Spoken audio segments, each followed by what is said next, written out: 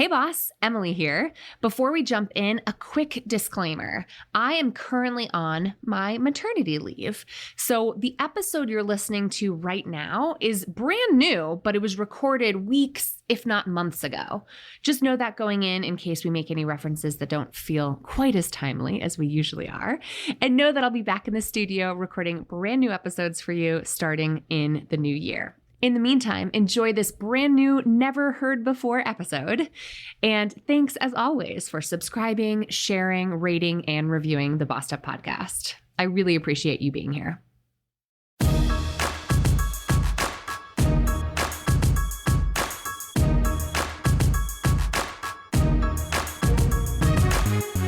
Hey, and welcome to the Bossed Up podcast, episode 479. I'm your host, Emily Aries, the founder and CEO of Bossed Up.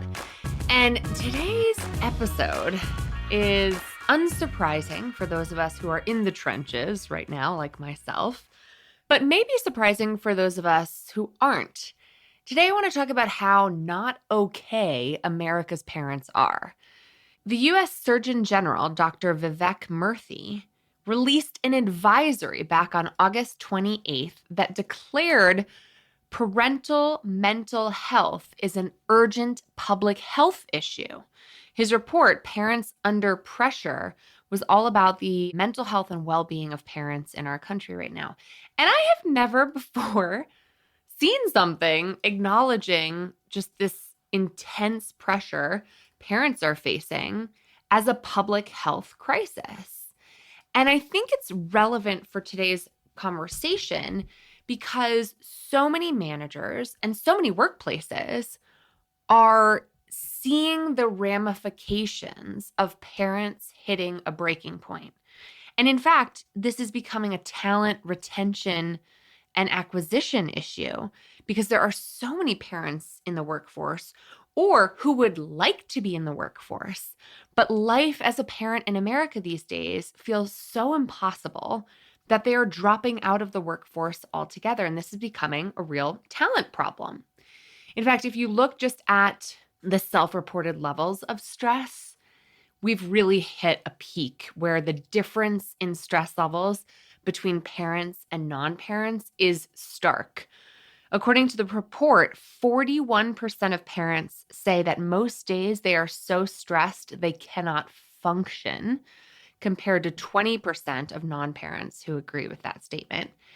And 48% of parents say that most days their stress is completely overwhelming compared to other adults, which only 26% of non-parents agree with.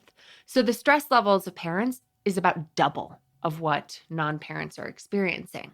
Now, I'm not drawing this distinction to create mommy wars between us, because I think being child-free by choice or just being, in a pre-parental stage in your life is also stressful, and also you can experience burnout, and also life can be really hard and challenging for lots of different reasons. But the unique stressors parents are navigating right now, I think, warrants the kind of systemic solutions that we're trying to bring attention to in other diversity, equity, and inclusion conversations. So if you have a women's ERG or a people of color ERG at your workplace, my question is, where's the parental ERG?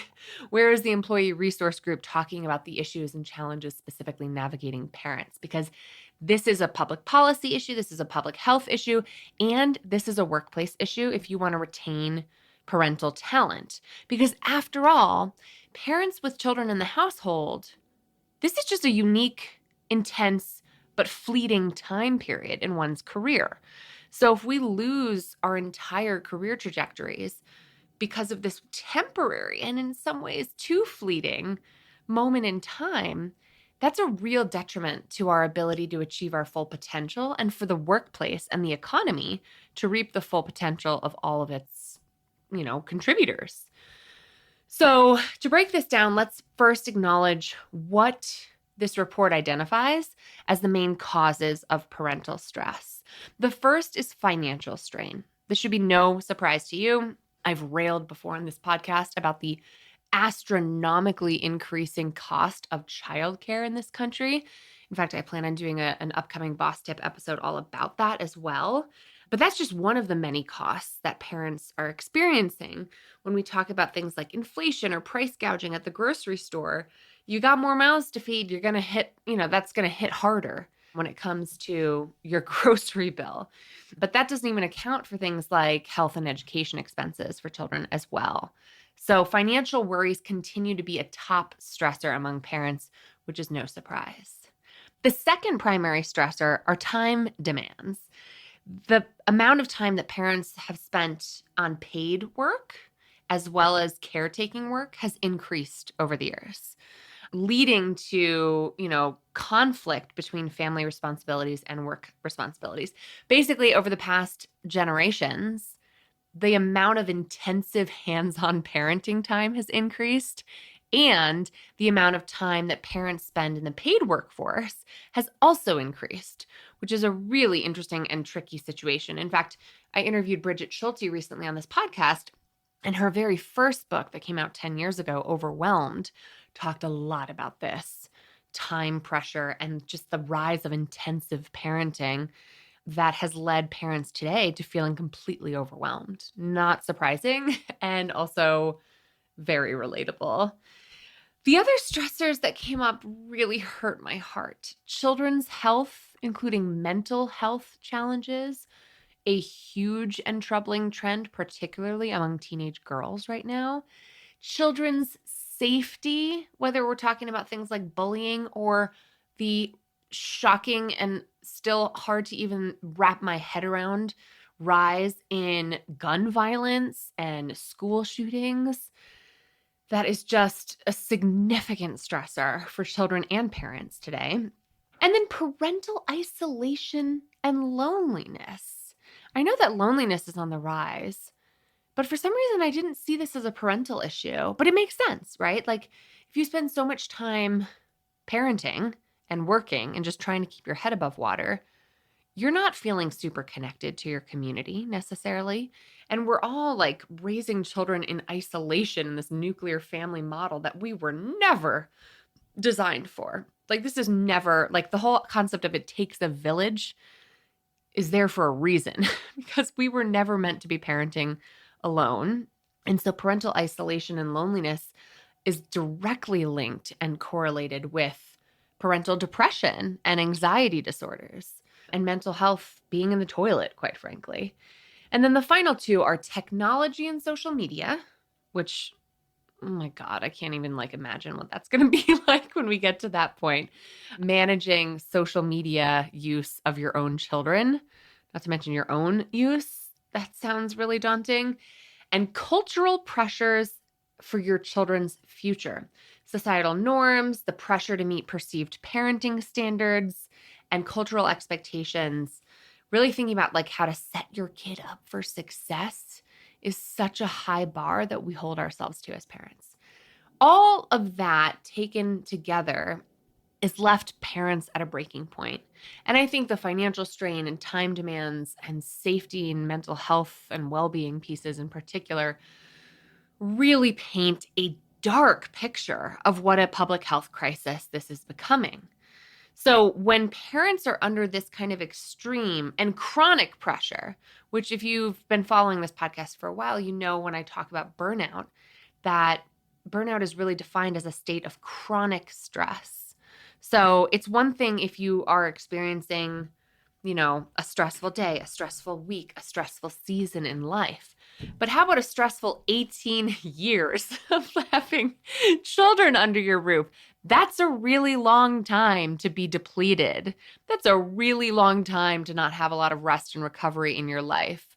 And so these are parents who are completely and utterly burnt out, which is showing up in the workplace as well.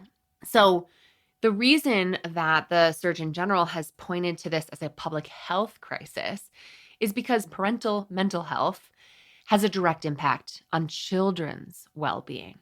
So if we care, hypothetically, in this society about children, one of our most vulnerable populations, then we need to care about parental well-being. One study cited in the research found that children of a primary caregiver who reported poor mental health we're 4 times more likely to have poor overall health and 2 times more likely to have mental, behavioral, or developmental disorders. 41% compared to 21%. That is a lot of kids who are experiencing mental, behavioral, and developmental disorders. So this is not surprising, right? This is a correlation. It's hard to tell exactly which direction the causal link might be going, but we're just sick. Like, this is a sick society. This is a sign of us failing our children by failing parents. And if parents are drowning and we're making this into an individual problem, like, figure it out. You're the one who had kids. You're the one who chose to have kids.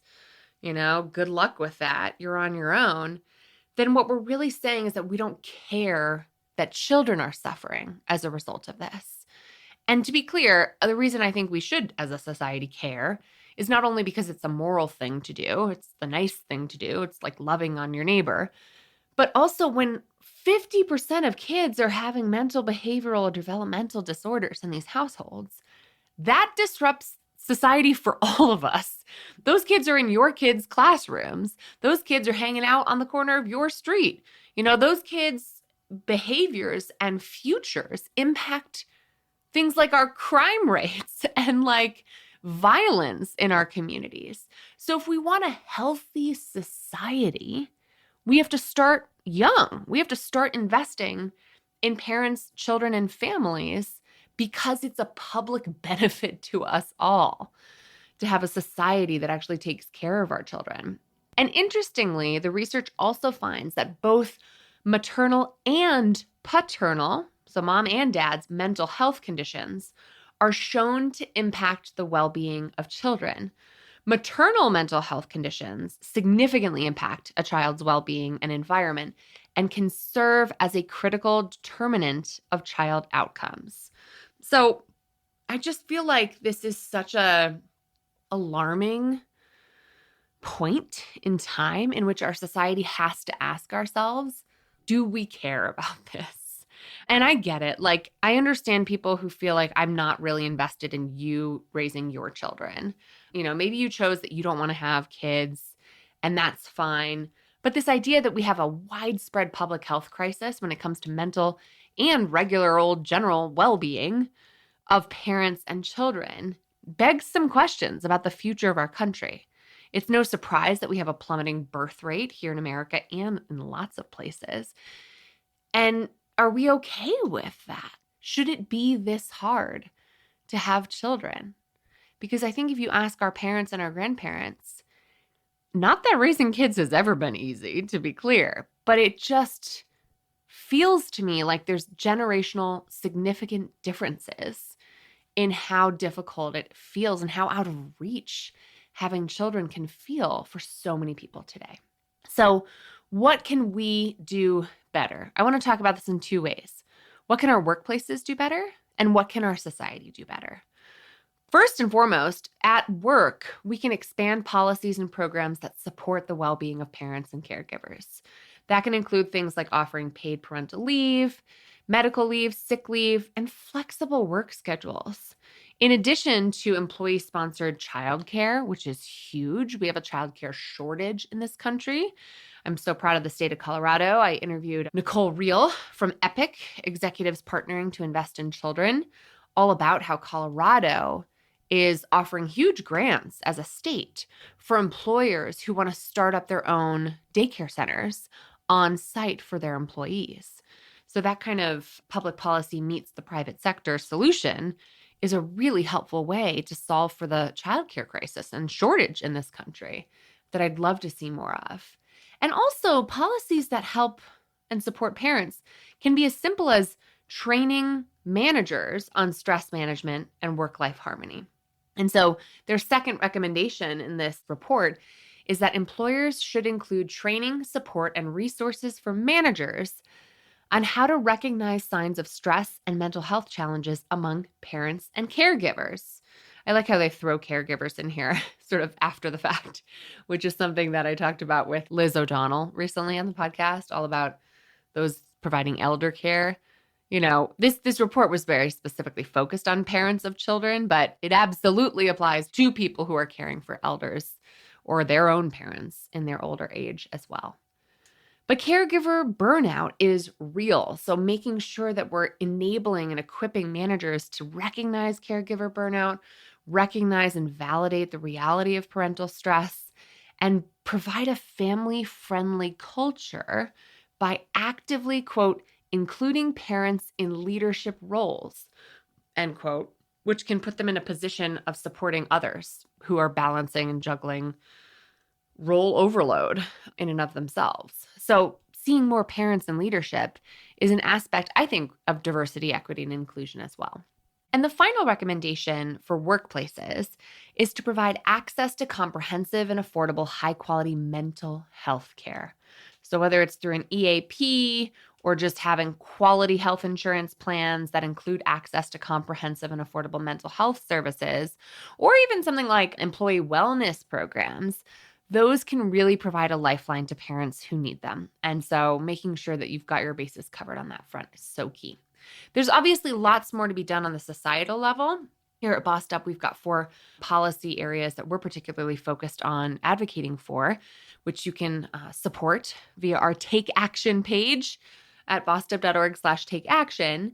And there you'll find 2 recommendations that this report includes. One is passing national paid family and medical leave, which is absolutely top of mind for me this election season. And the final recommendation that they make in this report is simply to promote and expand funding for programs that support parents and caregivers and families.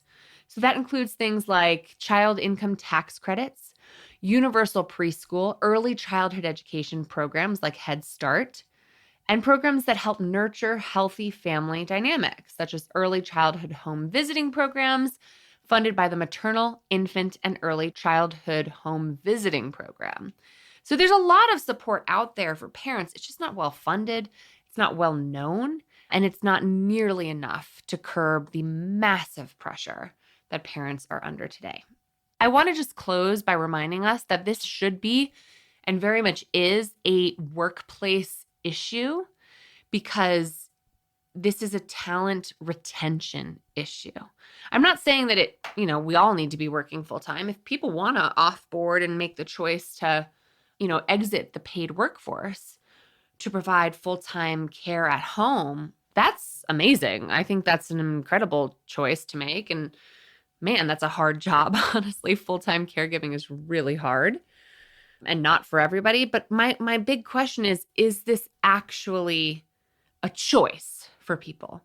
Or is this a necessity because of how impossible it feels to do both?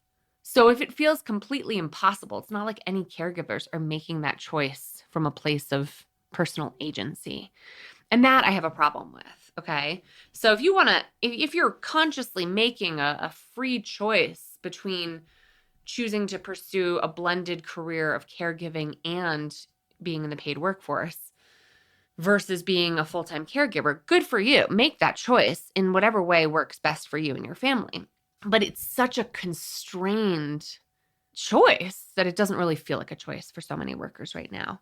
And if your company wants to retain talent and ensure that we don't permanently lose people due to what is a fleeting and temporary caregiver role that they have in their life right now, then it behooves all of us to invest in making parenting in America just feel more possible. If you want to learn more about throwing your support behind some of these public policies, head to bossedup.org/takeaction to learn more about how to support our public policy priorities. And for more details on everything I discussed in today's episode, head to bossedup.org/episode 479. That's bossedup.org/episode 479. And as always, let's keep the conversation going in the Bossed Up Courage community on Facebook and in the Bossed Up LinkedIn group. I'd love to hear what you think. And I'd love to hear what this feels like for you, for your family, and for how you're viewing the future of yourself and your loved ones, or of our country, and how we treat one another in this society that we're building together. Until next time, let's keep bossing in pursuit of our purpose, and together, let's lift as we climb.